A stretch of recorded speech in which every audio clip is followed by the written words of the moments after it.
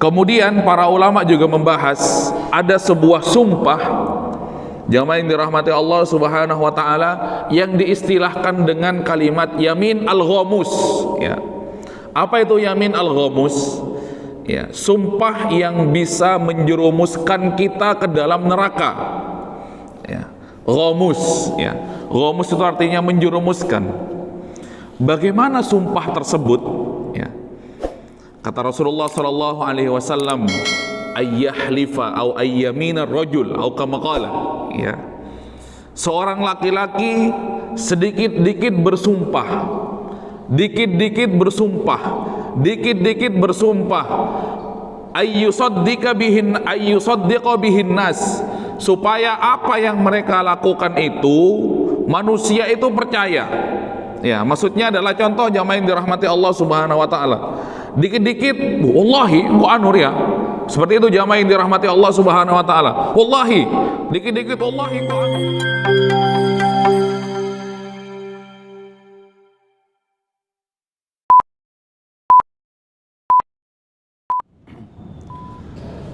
Bismillahirrahmanirrahim.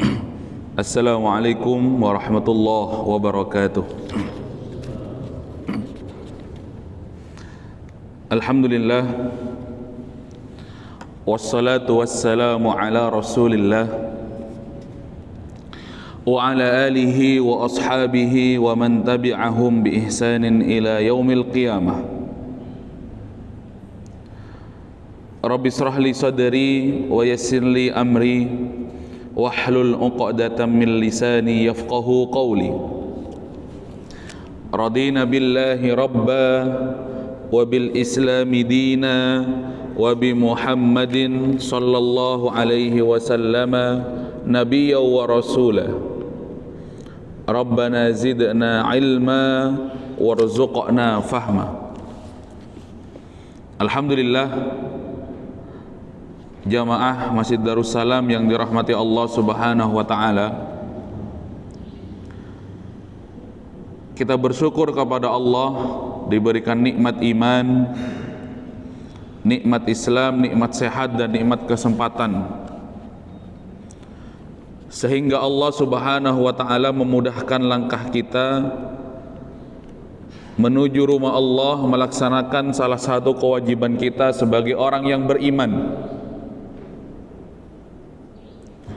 Rasulullah sallallahu alaihi wasallam bersabda, "Man syahidal 'isya jama'atan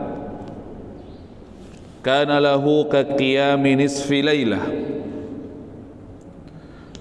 Barang siapa yang melaksanakan salat Isya secara berjamaah di masjid, kana lahu ka qiyami nisfi lailah,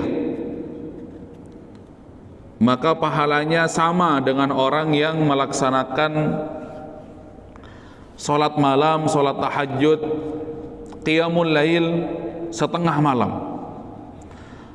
Wa man syahidal 'isya wal fajra jama'atan, dan siapa yang melaksanakan salat Isya dan salat subuh berjamaah di masjid, kana lahu ka qiyamil lailah, maka baginya pahala sebagaimana orang yang melaksanakan qiyamul lail, tahajud, salat malam semalam suntuk.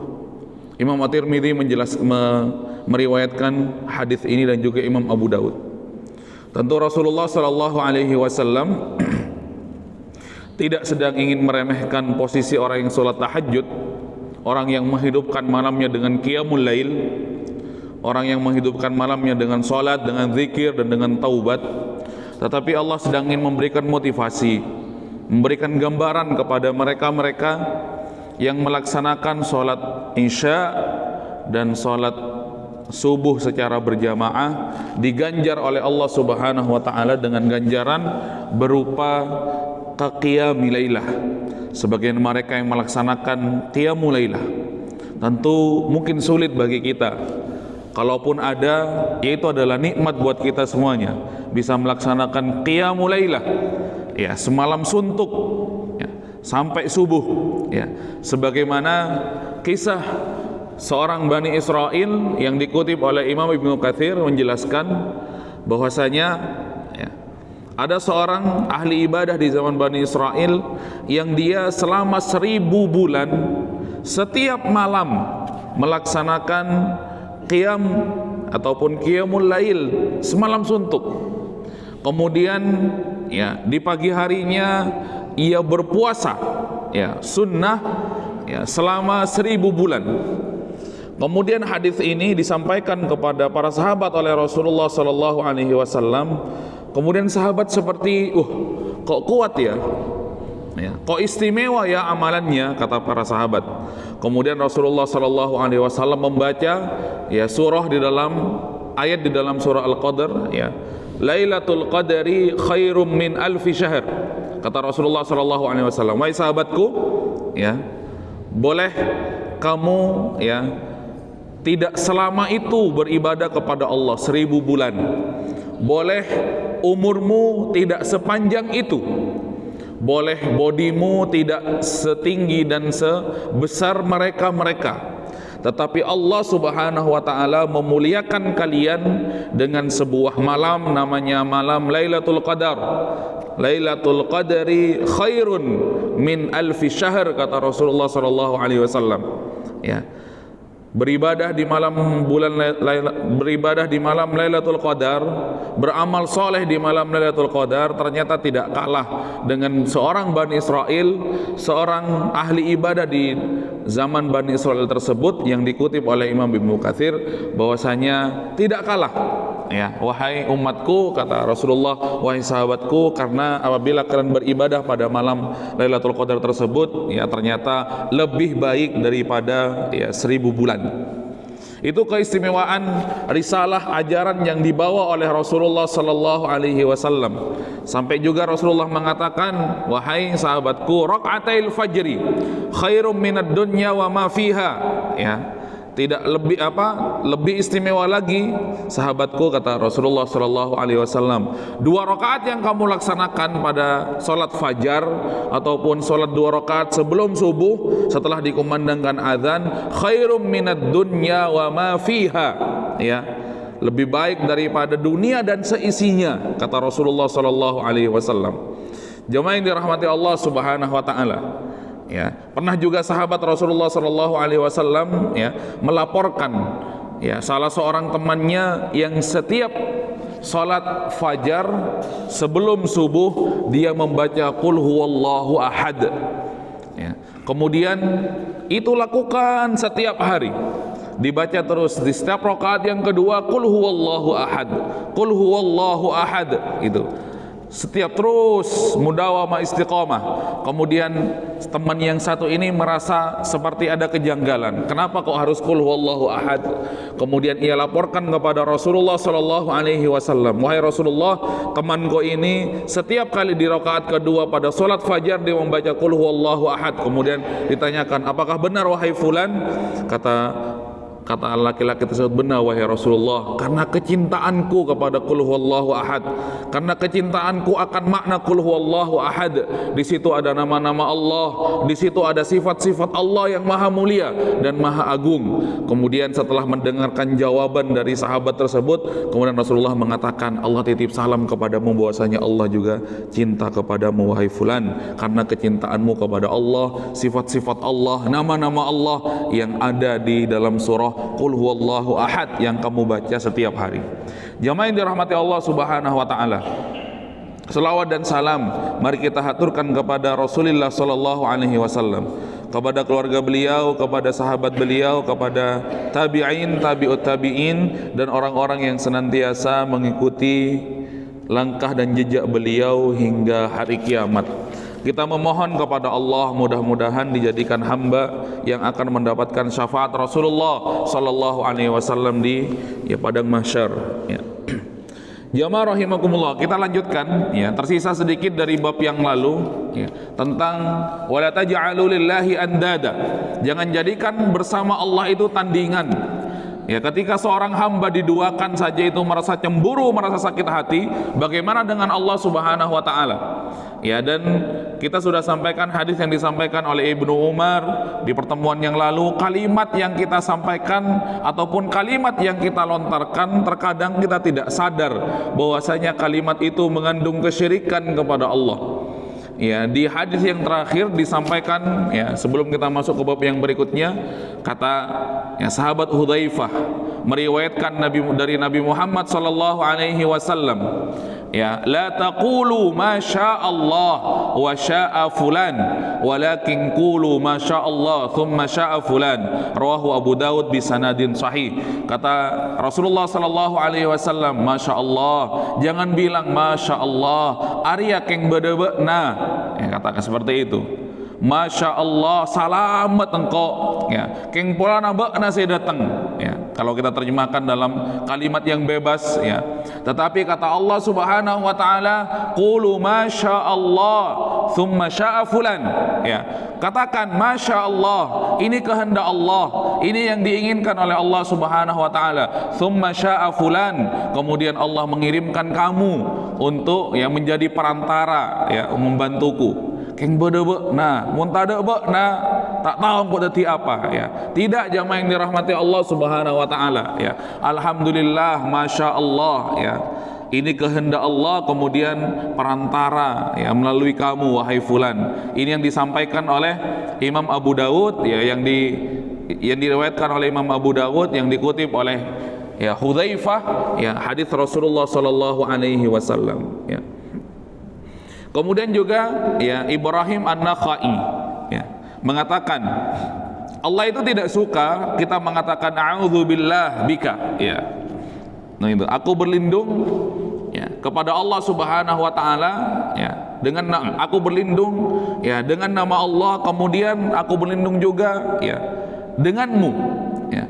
Tetapi, ya, katakan kata bismillah, ya, thumma bik, ya, katakan dengan nama Allah, ya, dengan nama Allah, bismillah, hanya dengan mengatakan dengan nama Allah. Wa yaqulu laulallah thumma fulan, kemudian katakan, ya, kalaulah bukan karena Allah, kemudian, ya, baru si fulan itulah, ya, yang menjadi perantara, ya. Jangan katakan laulallah wa fulan, ya. Jangan katakan kalaulah bukan karena Allah, kemudian karena kamu juga, maka tidak akan terjadi apa-apa ataupun terjadi sesuatu. Itu jamaah rahimakumullah yang disampaikan oleh, ya, Imam, ya, Syekh Muhammad Ibn Abdul Wahab, ya, dalam kitab Tauhid, ya, menjelaskan kepada kita kalimat-kalimat yang tidak sadar kita lontarkan ternyata itu mengandung konsekuensi yang besar, ya. Katakan alhamdulillah, ya, katakan alhamdulillah, ya, alhamdulillah, ini semuanya kehendak Allah Subhanahu wa taala, ya. Kemudian kita coba geser ke bab yang berikutnya, ma jaa fi man, ya, lam yaqna bil halfi billah, ya. Ini aturan, ya, tentang bersumpah, jamaah yang dirahmati Allah Subhanahu wa taala. Sumpah di dalam Al-Quran itu dikatakan yamin, ya. Yamin itu bersumpah dengan nama Allah, ya. Kemudian para ulama juga membahas ada sebuah sumpah, jamaah yang dirahmati Allah Subhanahu wa taala, yang diistilahkan dengan kalimat yamin al-ghamus, ya. Apa itu yamin al-ghamus? Ya, sumpah yang bisa menjerumuskan kita ke dalam neraka, ya. Ghamus, ya. Ghamus itu artinya menjerumuskan. Bagaimana sumpah tersebut, ya? Kata Rasulullah sallallahu alaihi wasallam, ayyahlifa au ayyamina rajul au kama qala, ya. Seorang laki-laki sedikit-dikit bersumpah, dikit-dikit bersumpah, dikit-dikit bersumpah, ayyusaddiqa bihin nas, supaya apa yang mereka lakukan itu manusia itu percaya, ya. Maksudnya adalah contoh jamaah yang dirahmati Allah Subhanahu wa taala, dikit-dikit wallahi kok anur, ya. Seperti itu jamaah yang dirahmati Allah Subhanahu wa taala, wallahi, dikit-dikit wallahi kok anu, supaya manusia itu, ya, Lama-lama karena kebanyakan wallahi, wallahi, padahal kalimat sumpah itu adalah kalimat yang azim, ya. Kemudian kalimat itu menjadi kalimat yang biasa-biasa saja. Ya, dikit-dikit sumpah, lama-lama dia bohong juga mengatakan wallahi, wallahi engkau ngaria, wallahi engkau ngaria. Itu jamaah yang dirahmati Allah Subhanahu wa taala. Yaghmisuka ilan nar, kata Rasulullah sallallahu alaihi wasallam. Sumpah inilah, ya, yang akan menjadikan kamu dijerumuskan oleh Allah Subhanahu wa taala ke dalam api neraka. Itu jamaah yang dirahmati Allah. Kadang-kadang juga ada seorang yang kalimat-kalimatnya itu ya jarang bisa dipercaya oleh orang lain karena kebiasaan dia berbohong. Begitu jamaah yang dirahmati Allah. Akhirnya untuk ya, supaya orang itu percaya, dia sedikit bersumpah, wallahi, ungkuan wallahi. Akhirnya itu jamaah yang dirahmati Allah. Misalkan pedagang, begitu karena seringnya ditawar oleh pembelinya, itu jamaah yang dirahmati Allah Subhanahu wa taala, ya. Ditawar harganya 45.000, ya, ditawar 40.000. Aduh wallahi engkau nangke 40.000. Cek tabar 40.000. Kadang seperti itu jamaah yang dirahmati Allah Subhanahu wa taala, ya. Padahal nangkanya 30.000, ya, supaya laku. Misalkan ini contoh saja. Yaghmisuka ilan nar, ya. Karena sumpah-sumpah seperti inilah, ya, kadang kamu harus berbohong, ya, kemudian kamu bersumpah atas nama Allah atas kebohonganmu itu, maka ini dinamakan ghamus, ya. Kemudian jamaah yang dirahmati Allah, ya, Syekh Muhammad ibn Abdul Wahhab, ya, mengutip hadis Rasulullah sallallahu alaihi wasallam yang diriwayatkan oleh Ibnu Umar, ya, lagi-lagi Ibnu Umar, ya. Karena memang Ibnu Umar ini adalah sahabat kecil, ya, sahabat kecil, anaknya dari Umar ibn Khattab, ya. Memang seringkali yang meriwayatkan hadis, ya, ulama-ulama di kalangan sahabat itu justru sahabat-sahabat junior. Ibnu Umar, Abdullah ibn Mas'ud, Anas bin Malik, ya. Kemudian Abdullah ibn Abi Bakar, Ibunda Aisyah, kemudian Abu Hurairah. Ini adalah sahabat-sahabat junior, ya. Kenapa justru bukan bapak-bapaknya yang menjadi kalangan di antara para sahabat, jadi ulama di kalangan para sahabat? Ternyata kesempatan menimba ilmu bersama Rasulullah itu lebih banyak didapatkan oleh para, ya, anak-anak para sahabat, ya. Kalau bapaknya sudah berumur, ya, sudah sibuk berjihad bersama Rasulullah, anak-anaknya belajar. Seperti Anas bin Malik, jamaah yang dirahmati Allah Subhanahu wa taala. Anas bin Malik ini pembantunya Rasulullah, ya, pembantunya Rasulullah yang dia diinfakkan ataupun ia dihadiahkan oleh ibunya namanya Ummu Sulaim, ya, untuk menjadi pelayan Rasulullah sallallahu alaihi wasallam sejak umur 10 tahun, ya.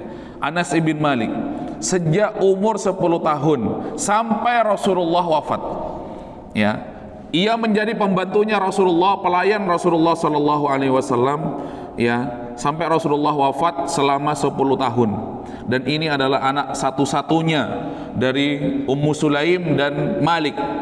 Kata Rasulullah, kata ibunya, ya, aku berikan kepada engkau wahai Rasulullah untuk menjadi pembantumu, ya. Lantas jamaah yang dirahmati Allah Subhanahu wa taala, kata Anas bin Malik, tidak akan pernah aku biarkan kaki Rasulullah menyentuh tanah kecuali pasti sudah aku sediakan sandal, kata, ya, Anas bin Malik. Maka akhirnya Anas bin Malik ini menjadi, ya, sahabat kecil, ya, yang akhirnya banyak meriwayatkan hadis, ya, hampir tidak kalah dengan yang diriwayatkan oleh Ibunda Aisyah sekitar 3.000 sekian, kalau Anas bin Malik, ya, sekitar 2.800 sekian. Karena seringnya bersama Rasulullah sallallahu alaihi wasallam sehingga gerak-gerik Rasulullah itu dilihat oleh dirinya. Apa yang diperbuat oleh Rasulullah, ya, ia riwayatkan, ia hafal. Apa yang dikatakan oleh Rasulullah, ia juga, ya, hafalkan, jamaah yang dirahmati Allah Subhanahu wa taala, ya. Karena kita tahu penjelasan hadis ataupun pengertian hadis Nabi Muhammad sallallahu alaihi wasallam itu adalah ma udhifa ila Nabi sallallahu alaihi wasallam min qaulin au fi'lin au taqririn au sifatin khuluqiyatin au khalqiyatin, ya.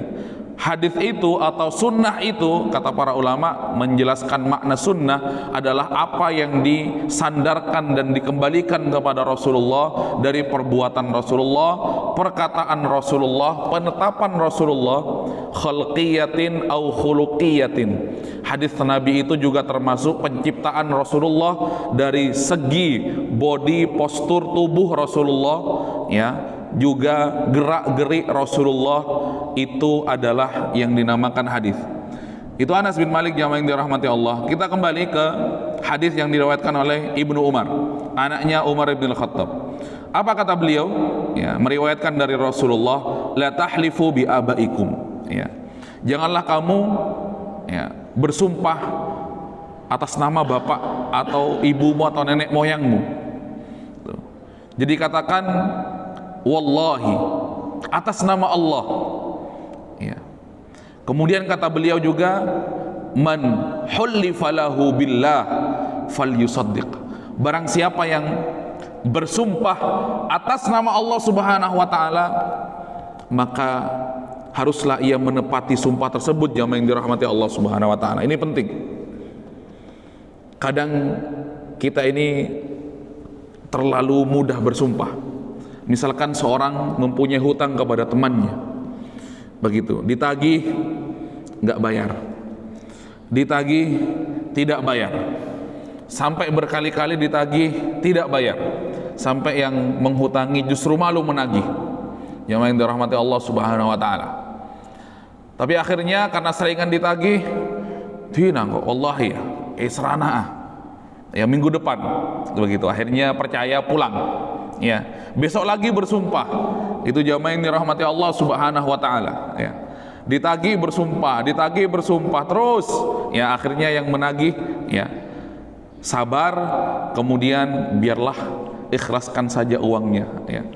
Bukannya Rasulullah sallallahu alaihi wasallam pernah bersabda, barang siapa yang melepaskan kesulitan ataupun barang siapa yang mengeluarkan saudara muslimnya dari kesulitan-kesulitan dunia, maka ia akan dikeluarkan oleh Allah Subhanahu wa taala, akan dilepaskan oleh Allah Subhanahu wa taala pada kesulitan-kesulitan akhirat, ya. Akhirnya diikhlaskan oleh orang yang memberikan hutang, ya. Ini contoh, ya. Jemaah yang dirahmati Allah Subhanahu wa taala, wa man hulifa lahu billah falyardha, ya. Kemudian dia harus ridho, ya, dengan ketetapan-ketetapan Allah Subhanahu wa taala.